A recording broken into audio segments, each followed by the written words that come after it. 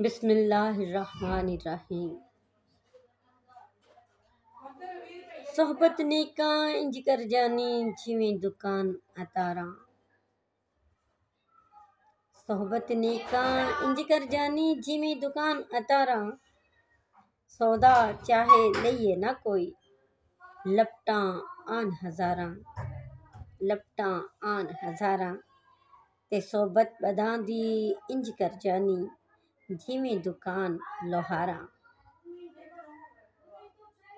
صحبت بداں دی انج کر جانی جویں دکان لوہاراں تے کپڑے پاویں کنج کنج ویئے۔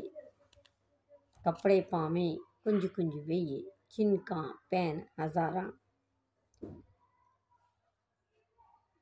حضرت شیخ سعدی رحمۃ اللہ علیہ فرماتے ہیں کہ حمام میں نہانے کے لیے گیا، وہاں کی مٹی میرے ہاتھ کو لگ گئی۔ میں نے اس مٹی کو سونگھا تو مٹی سے خوشبو آ رہی تھی۔ میں نے مٹی سے پوچھا کہ اے مٹی، تیری فطرت میں خوشبو نہیں، اے مٹی تیری فطرت میں خوشبو نہیں، یہ تجھ میں خوشبو کہاں سے آ گئی؟ تو جیسے مٹی نے زبان حال سے کہا، اے شیخ سعدی، میں یہ مانتی ہوں کہ مجھ میں خوشبو نہیں، مگر ایک دن ایک آدمی یہاں آیا، اس نے پھولوں کا ہار گلے سے اتار کر میرے اوپر رکھ دیا، پھر وہ چند منٹوں کے بعد ہار لے کر وہاں سے چلا گیا۔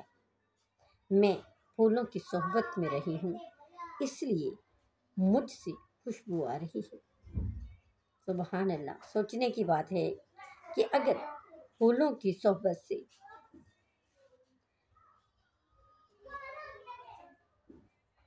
مٹی خوشبودار ہو سکتی ہے تو پھر نیکوں کی صحبت سے برے لوگ نیک کیوں نہیں ہو سکتے؟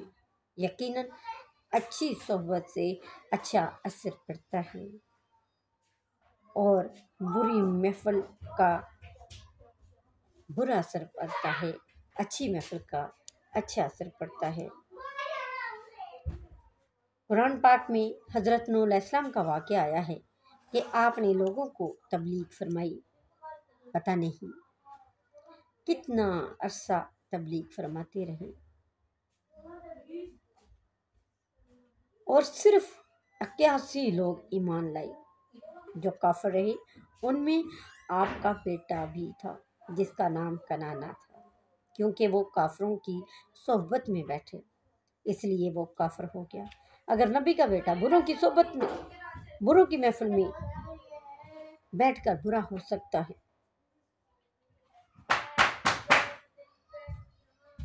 تو پھر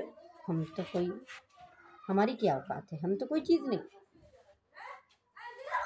یقیناً اگر حضرت نوح علیہ السلام کا بیٹا، نبی کا بیٹا کافروں کی صحبت میں نہ بیٹھتا، بروں کی صحبت میں نہ بیٹھتا تو ایک نیک انسان ہوتا۔ سوچنے کی بات ہے کہ نبی کا بیٹا غلط صحبت میں بیٹھا تو کافر ہو گیا، بروں کی صحبت نے برا بنا دیا، تو پھر ہم کیا چیز ہیں؟ ہمیں چاہیے کہ ہم بروں کی محفل میں نہ بیٹھیں۔ اگر ہم بروں کی محفل میں بیٹھیں گے تو ان کا رنگ ضرور چڑھے گا۔ ایسے لوگ جن کا کردار ٹھیک نہ ہو تو ہمیں ان سے ملنا جلنا نہیں چاہیے اور نہ انہیں اپنے گھروں میں بلانا چاہیے، اس لیے کہ ان کی بری عادتوں کی وجہ سے ہماری عادتیں بھی خراب ہو سکتی ہیں۔ قرآن پاک میں ہی ایک واقعہ سورہ کہف میں اصحاب کہف کا واقعہ یعنی غار والے ولیوں کا واقعہ آیا ہے۔ واقعہ کچھ یوں ہے، ایک شہر کا بادشاہ بہت ہی ظالم تھا۔ وہ لوگوں کو کہتا تھا کہ بتوں کو سجدہ کرو، وہ لوگوں کو گمراہ کرتا تھا اور لوگ گمراہ ہوتے ہوتے ہو گئے، مگر 7 دوست جو بہت پکے مسلمان تھے انہوں نے آپس میں مشورہ کیا کہ رات ہوتے ہی وہ اس شہر سے نکل جائیں گے، یعنی اس شہر کو چھوڑ دیں گے۔ جب رات ہوئی تو وہ تمام دوست چپکے سے شہر سے نکل گئے۔ ایک ساتھی کے ساتھ اس کا کتا بھی تھا۔ ساتھیوں نے کہا کہ کتے کا کام ہوتا ہے بھونکنا، کتے کا کام ہوتا ہے بھونکنا، ٹھیک ہے۔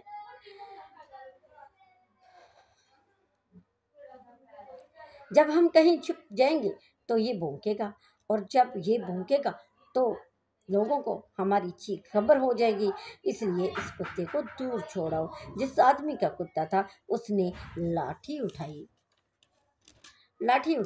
اور کتے کو کافی دور چھوڑ گیا اور اپنے ساتھیوں کے ساتھ مل گیا، لیکن جب پیچھے مڑ کر دیکھا تو کتا پھر ان کے پیچھے ہی تھا۔ کئی بار اس آدمی نے کتے کو بھگا دیا، لیکن کتا ہر بار ان کے پیچھے آ گیا۔ آخر کار کتے نے اللہ کی بارگاہ میں دعا کی کہ اے میرے رب، مجھ کو زبان دے۔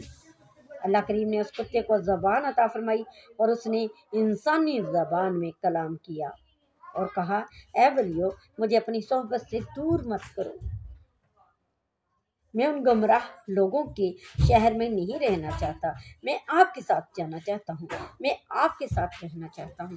اور آپ کو یہ ڈر ہے کہ میں بھونکوں گا، تو میں وعدہ کرتا ہوں کہ میں کبھی بھی نہیں بھونکوں گا، نہ میں بھونکاں، نہ میں ٹوکاں، نہ میں شور مچاواں، نہ میں بھونکاں، نہ میں ٹوکاں، نہ میں شور مچاواں، شاید تہاڈی سنگت کارن میں بھی جنت جاواں۔ تو اچھی لوگوں کی صحبت اختیار کیا کریں، برے لوگوں سے، ظالم لوگوں سے بچیں۔ اگر پھولوں کی صحبت سے مٹی خوشبودار ہو سکتی ہے تو پھر اچھے لوگوں کی صحبت سے ہم پر بھی اچھا اثر پڑ سکتا ہے۔ پرہیز کریں کہ جو اس طرح کے لوگ ہیں ان سے بچیں اور ہمیشہ اچھے لوگوں کی صحبت میں بیٹھیں۔